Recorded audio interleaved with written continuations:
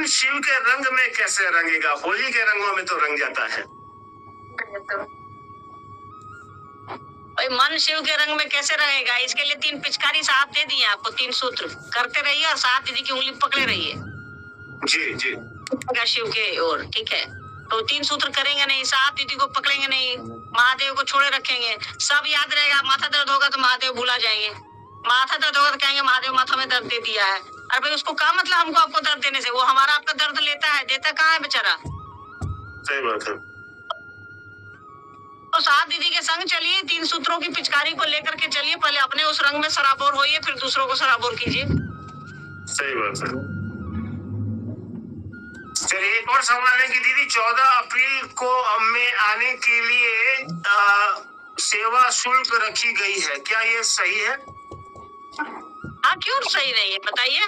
कोई भी काम अकेले तो आप कितना कर पाइएगा बताइए? और साहब ने कहा है कि सब लोग सबकी सहभागिता से, सबको लगता है कि ये मेरा कार्यक्रम है। अगर हम आप शुल्क नहीं लेंगे किसी से, या आप ही नहीं लीजिएगा, क्या आपने कोई 1 दिवसीय कार्यक्रम कभी किया है? तो बताइए, आपने किसी से मदद श्रम दान लिया हो या पैसे का दान लिया हो? दान कुछ भी कर सकते हैं आप। कई लोग देह से काम करते हैं, कई लोग पैसे से काम करते हैं। भाई जिसके पास जो है वो लगा देता है, इसमें क्या गलत है बताइए? आपको नहीं देना है, ये आपकी स्वतंत्रता है। वो हॉल जो है विश्वविद्यालय हॉल, हमारा रिश्तेदार तो नहीं ना है कि हमको दे देगा ऐसे ही 6 लाख रुपए का कि जाओ ले जाओ बच्चा ऐश करो जाके, जा जी ले जिंदगी अपनी, ठीक है? हाँ, या आप ही बुक कर दीजिए, हम लोग नहीं लेंगे किसी से। या महादेव इतना पैसा दे दे हम लोगों की जरूरत नहीं पड़े यार किसी की। अजीब सवाल, ठीक है? आपको देना है कि नहीं देना है, नहीं दीजिए, ये स्वतंत्र है, आपकी स्वतंत्रता है भाई अमन, जिनका भी ये सवाल है। पर सहयोग से ही प्रोग्राम होता है ना। साहब ने कहा है ना कि सब आपस के सहयोग से ही कार्यक्रम करिए। हमारे यहाँ ज्यादातर मिडिल क्लास के लोग हैं, हम लोग सभी लोग मिल करके आपस में ही कोई कार्यक्रम करते हैं। कोई फ्लैट क्वेश्चन ऐसे ही नहीं पूछ दीजिए जिससे आपसे ही कोई सवाल कर दे। कई बार संगोष्ठियों में क्या आपने 2 रुपए नहीं दिया होगा? क्या आपने 2 रुपए किसी से नहीं लिया होगा? तो वक्त के हिसाब से चीजें बदलती रहती है यार। शिव के शिष्य है, थोड़ा बढ़िया, थोड़ा ऊंचा सोचिए, ठीक है? हाँ, इससे ज्यादा नहीं लेना चाहिए। जितनी जरूरत है उतनी दीजिए, जितनी जरूरत है लोग उतना मांगे। चलिए मेहता जी, आप समझ गए होंगे कि नीलम महाराज जी का भी एक सवाल आ गया है इसी से संबंधित। लवी जी, मोनू भैया प्रणाम। लवी जी आप आए, हम मिल नहीं पाए, मोनू भैया से मिले, बहुत अच्छा लगा। आज लवी दीदी से बात की और लाइव पर देख रहे हैं, बहुत खुशी हुई। और दीदी भैया प्रणाम। नीलम जी महाराज जी आपको भी प्रणाम, दीदी भी आपको प्रणाम बोल रही हैं। चलिए सर, नीलम प्रणाम महाराज जी आपको। चलिए, और मेहता जी आपने सुना कि ये व्यवस्था जनित कार्यक्रम है और दीदी ने बताया कि जब व्यवस्था होती है तो उसमें बहुत तरह की का व्यय होता है, जो सरकारी व्यय होता है वो भी हम लोगों को देना पड़ता है। आपको देने की इच्छा है? आपके पास बुद्धि है, देखिए महादेव का चेला है, बुद्धि है आपके पास। हम सभी शिव के शिष्य हैं, साहब दीदी के लोग हैं, बुद्धि लगाइए, आपको खुद समझ में आएगा कि कितना देना है कितना नहीं। व्यर्थ का पैसा नहीं खर्च कीजिए, मेरा ये स्वभाव नहीं है। अब व्यर्थ का पैसा किसी का नहीं खर्च करा, हम तो ऐसे भी किसी से 1 रुपया नहीं लेते यार। और हॉल, वो 6 लाख रुपए का हॉल हम आप कहाँ से करेंगे ये बताइए? सिर्फ हॉल बुक हुआ है। आप अगर पढ़े लिखे हैं तो गूगल करिए हॉल का क्या रेट है, उसको पता लगाइए। वहाँ माइक लगवाने का खर्च, एक एक्सपेंडिचर लेके बता दीजिए हम लोगों को। गुरुबाई की सुविधा के लिए ही हॉल किया गया है, ताकि वो शेड में बैठे आराम से शिव की बात सुने। चलिए, बहुत सुंदर आपसे जानने को भी मिला। बहुत सारे सवाल सत्ता जी और बहुत को मैं देख रहा हूँ। सुनील कुमार शर्मा जी भी हैं, 20 साल के गुरु भाई, जो लोग 20 साल से शिव को अपना गुरु बनाए हैं। नए लोगों के प्रति उनका क्या कर्तव्य होना चाहिए, बहुत सारे इस तरीके का सवाल है जो हम लोग अगले सेशन में, जो 3 दिन बाद हम लोग करेंगे, उस सेशन में हम लोग इन चीजों को रखेंगे। फिलहाल 14 अप्रैल विश्व बंगला वो कार्यक्रम है, आप सभी का स्वागत है। जो वहाँ एक बात हमेशा याद रखिएगा, बंगाल से ही वहाँ लोगों को आना है, बंगाल से वहाँ लोग आएंगे और आप सब लोगों का स्वागत है। कुछ सेवा शुल्क वहाँ आप देना चाहते हो तो दीजिए, कोई दिक्कत नहीं है।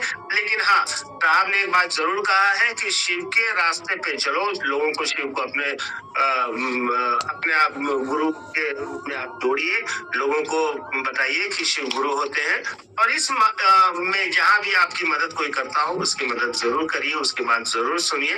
घूमना फिरना तो लगा ही रहता है, आप यहाँ चले आएंगे घूमने, आप कटहल मोड़ चले आएंगे घूमने, लेकिन उससे आप क्या सीख पाएंगे? लेकिन हाँ, जो साहब की बातें हैं उनको सुनने की कोशिश कीजिए, ताकि जो गुरु का आदेश है कि जाओ लोगों को मुझसे जोड़ो, जाओ लोगों को अपने गुरु शिव से जोड़ो, जो साहब ने कहा है, जो गुरु का आदेश है, उस आदेश को करने के क्रम में कहीं कुछ सीखने की अगर मौका मिल जाए आपको तो जरूर सीखिए। चाहे वो गुरु बाबा से सीखिए, चाहे वो किसी गुरु भाई से सीखिए, चाहे वो दीदी सीखिए, चाहे कहीं से सीखिए, जरूर। अगर सीखने की जरूरत दूर की कभी जरूरत पड़े तो जरूर करिए। अगर आपके पास है तो दीजिए, नहीं है तो कोई बात नहीं है। महादेव से दया मांगिए कि महादेव इतनी दया करिए कि हम इतना सक्षम हो सके। चलिए दीदी से कंक्लूडिंग हम लोग सुनेंगे कि क्या 5 मिनट में हम लोग संदेश है जी। 20 साल के गुरु भाई लोग जो 20 साल से शिव को अपना गुरु बनाए हैं, नए लोगों के प्रति उनका कर्तव्य क्या होना चाहिए? भाई नए लोगों के प्रति आपका कर्तव्य, आपके परिवार में आपकी बेटी, आपका बेटा, आपका भतीजा, आपका भतीजी, आपका भगना, आपका भगनी, जो आपके फैमिली के लोग हैं, उनके प्रति आपका क्या कर्तव्य है? नए लोगों के प्रति आप उनको हमेशा आगे करना चाहते हैं। बिजनेस है तो बिजनेस सिखाना चाहते हैं कि यही मेरा नाम रोशन करेगा या करेगी, जो भी हो। तो नए लोगों के प्रति भी हमारी आपकी यही सोच होनी चाहिए। साहब ने हमेशा कहा है कि आगे का मार्ग प्रशस्त करिए, आगे का मार्ग रास्ता छोड़िए ताकि नए लोग आगे आए। एक दिन तो हम आप सभी चले जाएंगे, फिर नई पीढ़ी आएगी, वो भी जाएगी, फिर नई पीढ़ी आएगी, उसको नहीं सीखने समझने का मौका हम आप देंगे तो काम कैसे होगा महादेव का? लेकिन दीदी यहाँ पे 1 मिनट रोकेंगे आपको। हाँ जी, अगर मेरी ऐसी सोच ही नहीं है कि मेरे से आगे कोई गुरु भाई बढ़िया चले और आगे निकल जाए, तो ऐसे में मेरी क्या स्थिति है, मेरे क्या कर्म फल है, मेरे क्या प्रारब्ध है जो हमारे बगल के गुरु भाई को आगे जाने से रोक रहे हैं? हम उनको जाना नहीं देना चाह रहे हैं आगे, हम उनको रोक रहे हैं कि अच्छा चलो ना, हम तुमको मोनू भैया से भेंट करवा देंगे, हम तुमको साहब दीदी से भेंट करवा देंगे, तुम यहीं रुको, तुम रुको, जब हम बोलेंगे तब तुम चलना। ये क्या स्थिति है? ऐसी क्यों स्थिति हो जाती है कभी कभी? जब नदी में तेज बांध आती है ना बाबू, तो बांध को तोड़ देता है वो। बस है कि तेज बहाव आना चाहिए। नए लोग जो पुछल्लू बने हैं वो मन से मजबूत बने कि हम साहब दीदी के क्षेत्र के आदमी नहीं है। पहले आपको कबड्डी में किस तरफ रहना है ये तय करिए, आपका रास्ता आसान हो जाएगा। कबड्डी में आप किस तरफ से खेलेंगे, आप क्षेत्र की तरफ से खेलेंगे, लवली दीदी की तरफ से खेलेंगे, या मोनू भैया की तरफ से खेलेंगे, या साहब और दीदी की तरफ से खेलेंगे, ये आपको तय करना पड़ेगा। ये जिस दिन आप तय कर लीजिएगा कोई भी आपको रोक नहीं सकता है, क्योंकि हम आप यही नहीं तय करते हैं, हम आप क्षेत्र को दे देते हैं अपनी कमान। जिस घोड़े पे बैठते हैं उसकी लगाम क्षेत्र को दे देते हैं, तो वो तो हम जिधर ले जाएंगे आप जाइएगा। आप अपनी लगाम साहब दीदी को दीजिए, आपकी यात्रा आसान रहेगी, सुगम रहेगी, अच्छी रहेगी, आप आगे निकलेंगे। धरती की कोई ताकत आपको नहीं रोक सकती है। साहब आपको खुद पकड़े रहेंगे, आप साहब को क्या पकड़े वही आपको पकड़े रहेंगे। पहले आप साहब की तरफ, आप उनके पाले में तो आइए। तो हमको तो आपको क्षेत्र पकड़ लिया है, हम लोगों को लगता है कि सीनियर गुरु भाई है, सीनियर गुरु बहन है, तो यही करते रहिएगा तो पिछड़ जाइएगा। सीनियर यहाँ कोई नहीं है धरती पर, अगर कोई सीनियर है तो साहब दीदी माँ है और कोई नहीं है। बाकी सब शिवशिष्य हैं, हम आप बड़े हैं उम्र में, कद्र कीजिए। 20 साल पुराने शिवशिष्य है, बिल्कुल उनकी कद्र होनी चाहिए, पर इसके लिए नाजायज फायदा नहीं उठाना चाहिए किसी को, ठीक है? और ध्यान रखिए, आपको अपना पाला तय करना पड़ेगा कि कबड्डी में आप किस तरफ है, रास्ता तय करना पड़ेगा कि आप किधर है, वो तय कर लीजिए। एक और सत्या कुमारी जी, मोनू बाबू आप भी इसको दूसरे दिन लेते हैं, 50 मिनट हो गया। अच्छा ले एक लास्ट ले लो। एक सत्या कुमारी जी का सवाल है, लिंगार्चन सामग्रियां जुटाए जा सकते हैं किंतु स्थायी शिष्य भाव के लिए तो शिव गुरु से जुड़ना ही एकमात्र विकल्प। बिल्कुल सही बात। लिंगार्चन का अर्थ होता है लिंग की अर्चना, मतलब पूजा पाठ करना, कर्मकांड की, ठीक है? तो आप पूजा की सामग्री जुटा सकती हैं। अगरबत्ती, अभी शिवरात्रि बीती है, अगरबत्ती आएगा, बेलपत्र आएगा, फूल आएगा, दूध आएगा, चंदन आएगा, 75 तरह की चीजें आप कर सकते हैं और आप कर लेते हैं, हम आप कर लेते हैं। पर शिव शिष्यता के लिए बस एक ही चीज चाहिए। गुनगुनाते थे साहब, हमेशा गुनगुनाते थे, ना पूजा, ना धूप, ना बाती, ना दिया। हाँ, ये स्थायी शिष्य भाव के लिए तो शिव गुरु से जुड़ाव ही एकमात्र विकल्प। स्थायी शिष्य भाव मतलब एक ऐसा भाव जो कभी खत्म नहीं हो। हम आप आज पनीर रोटी खाएं तो वो भी शिव की दया से, आज नमक रोटी खाकर सोना पड़ा तो चलो भाई वो भी महादेव की दया है। आज दुकान पर 1 रुपए का एक किलो 1 किलो आटा नहीं बिका, वो भी शिव की दया है। कल दुकान पर 1 बोरा आटा बिक गया, वो भी शिव की दया है। तो जब आपका और हमारा मन रहे कि मेरे जीवन में जो हो रहा है वो महादेव की दया से हो रहा है, चाहे अच्छा हो या खराब हो, वो तो व्यक्तिगत है हमारा आपका, तो वो हम आप वो एक स्थायी स्थिति है, वो एक परमानेंट स्थिति है। तब हमारा आपका जुड़ाव शिव से होगा। शिव गुरु से जुड़ना ही एकमात्र विकल्प है। गुरु उपाय साहब है ना, तो गुरु से जुड़े रहिए। वो नहीं लग रहा है कि अब हम लोग को गुड नाइट बोल देना चाहिए, सबको प्रणाम शब्बा खैर बोल देना चाहिए। हाँ जी, सुनील शर्मा जी बोल रहे हैं, बहुत सुंदर एवं प्रेरणादायक समाधान है दीदी। राजमणि शर्मा जी भी बोल रही है, अजीत गुरु भाई जी भी बोल रहे हैं कि बहुत सुंदर समाधान और बहुत आसान से शब्दों में दीदी से सुनने को मिला। चलिए, इसलिए आपको हम लोग बुलाते रहते हैं कि आप आइए और हम गुरु बहनों का थोड़ा सा मार्गदर्शन ऐसे ही करते रहिए और हम लोग दिशा और दशा सही रहे जी।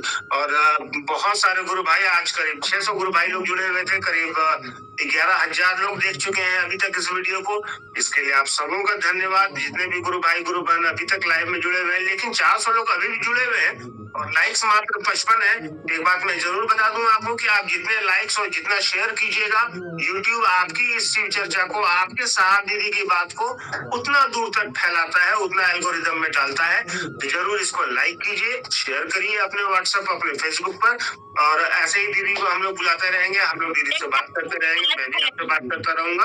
और 2-3 दिन में फिर हम लोग आए पाएंगे और आप लोगों से फिर किसी नए विषय पर बात करेंगे। आप लोग कमेंट में बताइए कि विषय क्या होना चाहिए।